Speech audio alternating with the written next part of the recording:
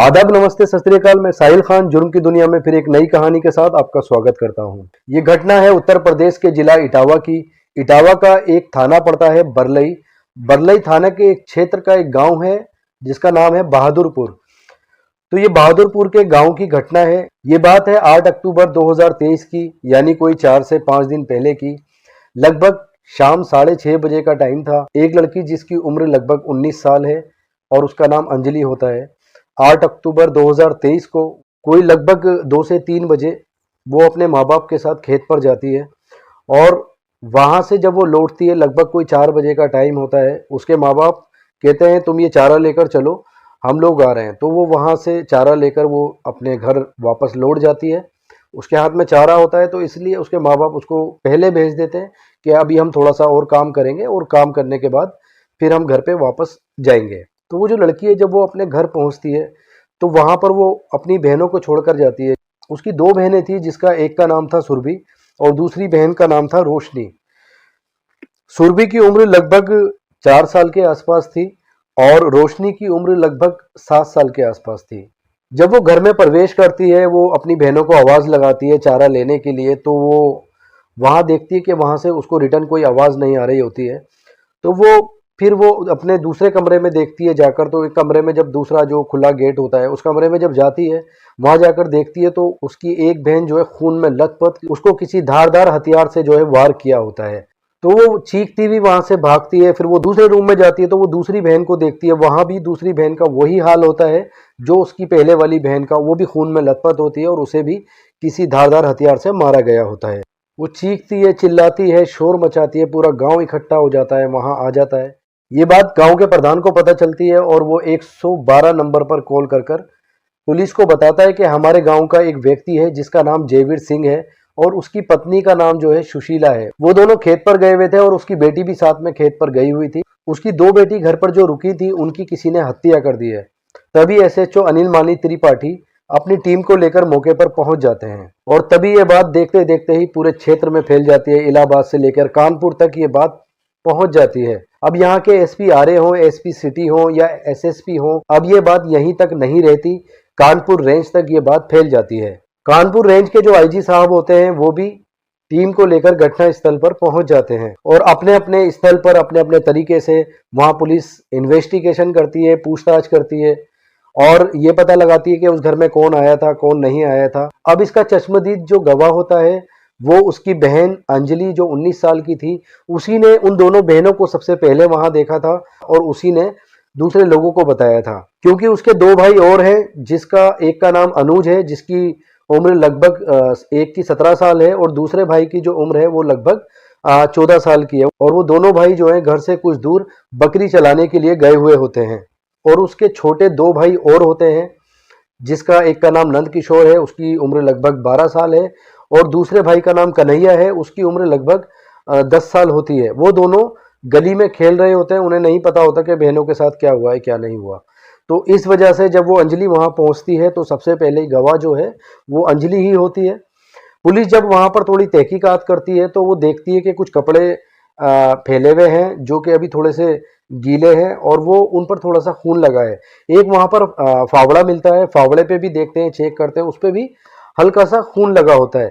अब वहां से शक की बुनियाद और ज्यादा बढ़ जाती है कि ये जो मामला है वो यहीं से अब इसका जो है क्लू निकलेगा। तो वो उस लड़की से पूछते हैं कि इसमें ये कपड़े पे खून कैसे आया और ये फावड़े पे खून कैसे है।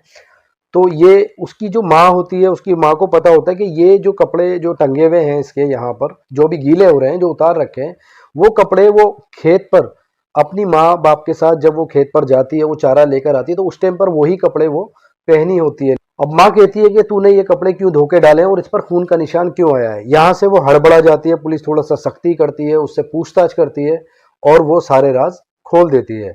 और जब राज सामने आता है तो सबकी हवाइयां उड़ जाती हैं, सब चौकन्ने रह जाते हैं। दरअसल पड़ोस का एक गांव है जिसका नाम है काकाबाग। काकाबाग का एक लड़का है जिसका नाम है अमन कुमार। अमन कुमार के पिताजी का नाम है रामा अनुज। ये अमन कुमार का और जो अंजलि थी, जो 19 साल की लड़की है अंजलि, इन दोनों का अफेयर चल रहा था और काफी टाइम से चल रहा था और इन दोनों की फोन पर भी बहुत ज्यादा बातें हुआ करती थी।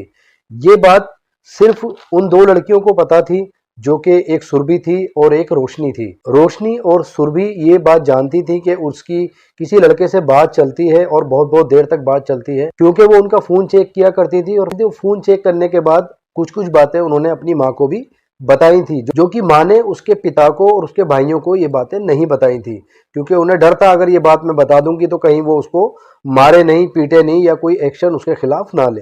तो उस दिन भी कुछ ऐसा हुआ। 8 अक्टूबर 2023 को जब वो खेत पर से वहां थोड़ा सा जल्दी आ गई थी, तो उसने उस अमन कुमार को वहां इनवाइट कर रखा था, उसे बुला रखा था पहले से ही, और उसको इसी वजह से वो कोई बहाना मिलाकर खेत पर से थोड़ा सा जल्दी आई थी। उसके क्योंकि दो भाई जो थे वो गली में खेल रहे थे और जो बड़े वाले भाई थे दो, वो बकरी चराने के लिए बाहर गए हुए थे। ये मौका भी बहुत अच्छा था। घर में दो जो छोटी बहनें थी उनको भी उनने बाहर भेज दिया था। लेकिन अचानक से वो सुरभि और रोशनी जब घर में एंट्री करती है, एंट्री करने के बाद जब वो देखती है कि गेट बंद है, अंदर रूम का गेट बंद है, तो वो झांक कर देखती है तो उसकी बहन उसको आपत्तिजनक हालत में मिलती है और वो दूसरी बहन को भी बुलाती है और वो दोनों खड़े होकर वहां सारा दृश्य देखते हैं।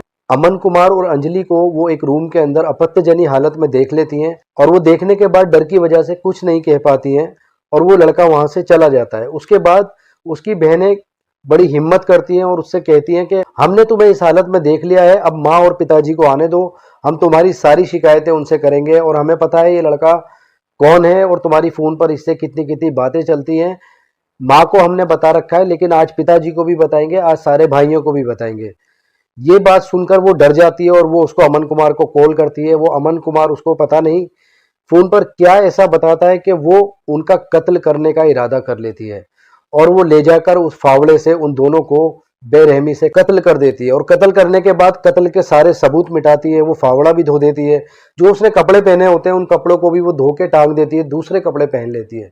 उसके बाद उसे जब लगता है कि अब माता पिताजी आने वाले होंगे, तो वो वहां पर शोर मचा देती है, चिल्ला देती है और पूरे गांव को इकट्ठा कर लेती है। तो अंजलि ने जब ये सारी बात बताई तो वो पुलिस वाले और जो गांव वाले थे, उसके जो माँ बाप थे, वो चौकन्ने रह गए, हैरान रह गए। उसके माता पिता कहने लगे कि शायद ये बात अगर अंजलि ने हमें पहले बताई होती तो हम शायद उससे शादी कर देते।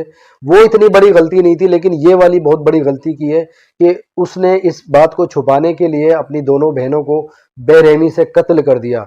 अब इसको हम तो क्या, भगवान भी माफ नहीं करेगा। पुलिस वाले उसको गिरफ्तार कर लेते हैं और अभी कार्रवाई जारी है, क्योंकि वो जो अमन कुमार है, अमन कुमार को भी पुलिस ने गिरफ्तार कर लिया है। उस टाइम अमन कुमार ने उसे फोन किया था। हो सकता है अमन कुमार ने ही अंजलि को उन लड़कियों को कत्ल करने के लिए कहा हो। तो अभी इन्वेस्टिगेशन जारी है, क्योंकि अभी 4 से 5 दिन की ये बात है। तो ये कहानी सुनाने का मेरा उद्देश्य सिर्फ यही है कि सावधान रहें, सतर्क रहें, अपने साथ अपनों का भी ख्याल रखें। तो मिलते हैं कल रात फिर 10 बजे जुर्म की दुनिया में एक नई कहानी के साथ। जय हिंद।